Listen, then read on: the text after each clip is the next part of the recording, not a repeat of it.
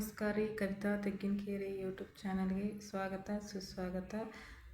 ನಾನಿವತ್ತು ತುಂಬ ಹೆಲ್ಪ್ಫುಲ್ಲಾದ ಹೆಲ್ದಿ ಆದಂಥ 3 ಥರ ರೆಸಿಪಿನ ಹೇಳ್ಕೊಡಕತ್ತೇನೆ ರೀ. ಯಾರು ಮಿಸ್ ಮಾಡ್ಕೋಬೇಡ್ರಿ, ವಿಡಿಯೋನ ಸ್ಕಿಪ್ ಮಾಡ್ದಂಗೆ ಪೂರ್ತಿಯಾಗಿ ನೋಡಿರಿ ಅವು ಯಾವ್ಯಾವ 3 ರೆಸಿಪಿ ಅಂತ. ಬರ್ರಿ ನಾ ಮೊದಲಿಗೆ ತರಕಾರಿ ಪಚಡಿ ಮಾಡೋದು ಹೇಗಂತ ನೋಡ್ಕೊಂಬರೋಣ. ನಾವೀಗ ಕಟ್ ಮಾಡಿ ಇಟ್ಕೊಂಡಿರ್ತಕ್ಕಂಥ ಸೌತೆಕಾಯಿ ಹಾಕೊಳ್ಳೋಣ ರೀ.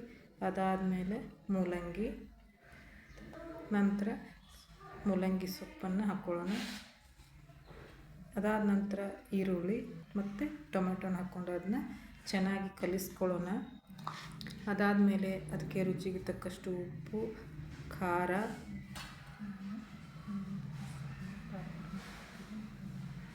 ಮತ್ತು ಗುರೆಳ್ಳು ಪುಡಿ, ಅಂದರೆ ಕೆಲವು ಕಡೆ ಅದನ್ನ ಹುಚ್ಚೆಳ್ಳು ಪುಡಿ ಅಂತಾರೆ. ಅದನ್ನು ಹಾಕ್ಕೊಂಡು ಅದನ್ನ ಚೆನ್ನಾಗಿ ಕಲಿಸ್ಕೋಬೇಕು ರೀ. ಮಕ್ಕಳಿಗೆ ಈಗ ಸಪ್ರೇಟಾಗಿ ಕೊಟ್ಟರೆ ಟೊಮೊಟೊ ಅಥವಾ ಸೌತೆಕಾಯಿ ಕೊಟ್ಟರೆ, ಮೂಲಂಗಿ ಕೊಟ್ಟರೆ ತಿನ್ನೋದಿಲ್ಲ ರೀ. ಅದಾದಮೇಲೆ ಎಣ್ಣೆ ಹಾಕ್ಕೊಂಡು ಅದನ್ನ ಚೆನ್ನಾಗಿ ಮಿಕ್ಸ್ ಮಾಡ್ಕೋಬೇಕು. ಈ ಥರ ಕಟ್ ಮಾಡಿ ಎಲ್ಲ ಮಿಕ್ಸ್ ಮಾಡಿ ಸಲಾಡ್ ಥರ ಕೊಟ್ಟರೆ ತುಂಬ ಇಷ್ಟಪಟ್ಟು ತಿಂತಾರೆ. ನೀವು ಟ್ರೈ ಮಾಡಿರಿ. ನೆಕ್ಸ್ಟು ಹಾಗಲಕಾಯಿ ಪಲ್ಯ ರೆಸಿಪಿ ಮಾಡಿ ತೋರಿಸ್ತೀನಿ. ಹಾಗಲಕಾಯಿ ಎಷ್ಟು ಕಹಿ ಇರುತ್ತೆ ಅಷ್ಟೇ ನಮ್ಮ ಆರೋಗ್ಯಕ್ಕೆ ಉಪಯೋಗ ಐತಿ. ಮೊದಲಿಗೆ ನಾವು ಹಾಗಲಕಾಯಿ ಮೇಲಿನ ಸಿಪ್ಪಿನ ತಕ್ಕೋಬೇಕು. ಮತ್ತು ಡಯಾಬಿಟಿಸ್ ಇರೋರಿಗೆ ಇದು ತುಂಬ ಉಪಯೋಗ ಐತಿ. ಡಯಾಬಿಟಿಸ್ನಿಂದ ಉಂಟಾಗುವಂಥ ದುಷ್ಪರಿಣಾಮಗಳನ್ನು ಈ ಹಾಗಲಕಾಯಿ ಕಂಟ್ರೋಲ್ ಮಾಡುತ್ತೆ. ನೆಕ್ಸ್ಟ್ ನಾವು ಈ ಹಾಗಲಕಾಯನ್ನು ಕಟ್ ಮಾಡಿ ನೀರಿಗೆ ಹಾಕಿ 2 ಚಮಚ ಉಪ್ಪು ಹಾಕಿ ಅದನ್ನು 1-2 ತಾಸು ಬಿಡಬೇಕು ರೀ. ನಂತರ ಅದನ್ನು ಹುರ್ಕೋಬೇಕು. ಈ ಥರ ಕೆಂಪು ಕಲರ್ ಬರೋವರೆಗೂ ಹುರ್ಕೋಬೇಕು. ನೆಕ್ಸ್ಟ್ ಪ್ರೊಸೀಜರು ಎಲ್ಲರೂ ಮಾಡುವಂಥದ್ದೇ. ಗ್ಯಾಸ್ ಆನ್ ಮಾಡಿಕೊಂಡು ಒಂದು ಕುಕ್ಕರ್ ಇಟ್ಕೋಬೇಕು. ನಂತರ ಎಣ್ಣೆ ಹಾಕ್ಕೊಂಡು ಎಣ್ಣೆ ಕಾದ್ಮೇಲೆ ಸಾಸಿವೆ ಜೀರಿಗೆ ಹಾಕ್ಕೊಂಡು ನಂತರ ಅದಕ್ಕೆ ಈರುಳ್ಳಿ ಹಾಕ್ಕೊಂಡು ಚಲೋತ್ನಾಗ ಹುರ್ಕೋಬೇಕು ರೀ. ಅದಾದಮೇಲೆ ನಾವು ಇಟ್ಕೊಂಡಿರ್ತೀವಲ್ಲ ಹಾಗಲಕಾಯಿನ ಇದ್ರೊಳಗೆ ಹಾಕ್ಕೊಂಡು ಅದನ್ನ ಎಣ್ಣೆ ಒಳಗೆ ಇನ್ನೊಂದು ಸ್ವಲ್ಪ ಬೇಯಿಸ್ಕೋಬೇಕು. ಹಾಗಲಕಾಯಿಂದ ದೊಡ್ಡವ್ರಿಗೆ ಅಷ್ಟೇ ಅಲ್ಲದೆ ಮಕ್ಕಳಿಗೂ ತುಂಬ ಉಪಯೋಗ ಐತ್ರಿ. ನಂತರ ಅದಕ್ಕೆ ಅರಿಶಿಣ ಪುಡಿ, ಒಣ ಖಾರ ಪುಡಿ ಹಾಕ್ಕೊಂಡು ಅದನ್ನ ಸ್ವಲ್ಪ ಹುರ್ಕೋಬೇಕು. ನಾವಿಲ್ಲಿ ಟೊಮೊಟೊನ ಸ್ಕಿಪ್ ಮಾಡತ್ತೀವಿ ರೀ. ಟೊಮೊಟೊ ಬದಲು ಹುಣಸೆ ರಸವನ್ನು ಹಾಕ್ಕೊಳತ್ತೀವಿ ರೀ. ಯಾಕಪ್ಪ ಹುಣಸೆ ಹಣ್ಣಿನ ರಸ ಹಾಕ್ಕೋತೀವಿ ಅಂದ್ರೆ ಕಹಿ ಅಂಶ ಕಡಿಮೆ ಆಗುತ್ತೆ. ಮಕ್ಕಳಿಗೆ ಹೆಂಗೆ ಉಪಯೋಗಪ್ಪ ಅಂತಂದ್ರೆ ಕಣ್ಣಿನ ಸಮಸ್ಯೆಯನ್ನು ಹಾಗಲಕಾಯಿ ನಿವಾರಣೆ ಮಾಡುತ್ತೆ ರೀ.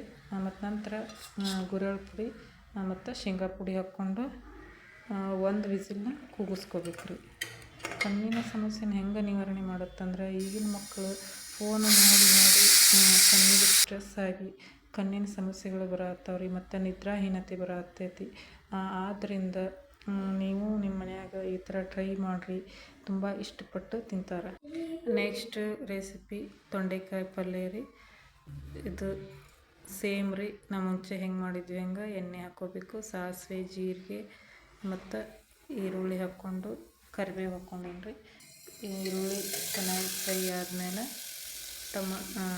ಉಪ್ಪು ಮತ್ತು ಅರಿಶಿಣ ಪುಡಿ, ಖಾರ ಪುಡಿ ಹಾಕ್ಕೊಂಡು ಸ್ವಲ್ಪ ಬೇಯಿಸ್ಕೋಬೇಕು. ಅದಾದಮೇಲೆ ನಾವು ಕಟ್ ಮಾಡಿ ಇಟ್ಕೊಂಡಿರ್ತಕ್ಕಂಥ ತೊಂಡೆಕಾಯನ್ನು ಹಾಕ್ಕೊಂಡು ಚೆನ್ನಾಗಿ ಮಿಕ್ಸ್ ಮಾಡ್ಕೋಬೇಕು. ಅದಕ್ಕೆ ಶೇಂಗಾ ಪುಡಿ ಮತ್ತು ಗುರೆಳ್ಳು ಪುಡಿ ಹಾಕ್ಕೊಂಡು ಚೆನ್ನಾಗಿ ಮಿಕ್ಸ್ ಮಾಡಿಕೊಂಡು ಸ್ವಲ್ಪ ನೀರು ಹಾಕ್ಕೋಬೇಕು. ಇದಕ್ಕೆ ನಾವು ಹುಣಸೆ ಹಣ್ಣು ಮತ್ತು ಟೊಮೊಟೊನ ಹಾಕ್ಕೋತಾ ಇಲ್ಲ, ಯಾಕಂದರೆ ಈ ತೊಂಡೆಕಾಯಿನೂ ಸ್ವಲ್ಪ ಹುಳಿ ಇರೋದ್ರಿಂದ ಅದನ್ನು ಹಾಕ್ಕೋತಾ ಇಲ್ಲ.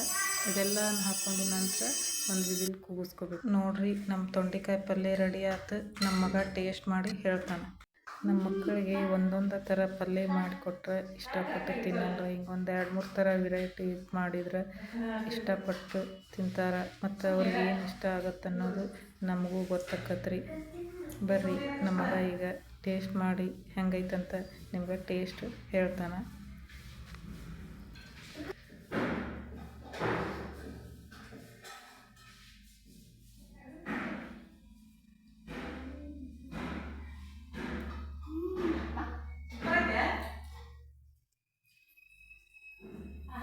ಹಾಗಲಕಾಯಿ ಪಲ್ಯ ತಿನ್ನು ನೋಡು. ಹಾಗಲಕಾಯಿ ತಿನ್ನು, ಪಲ್ಯ ಐತಿ, ತಿನ್ನು ಹಚ್ಕೊಂಡು ತಿನ್ನು.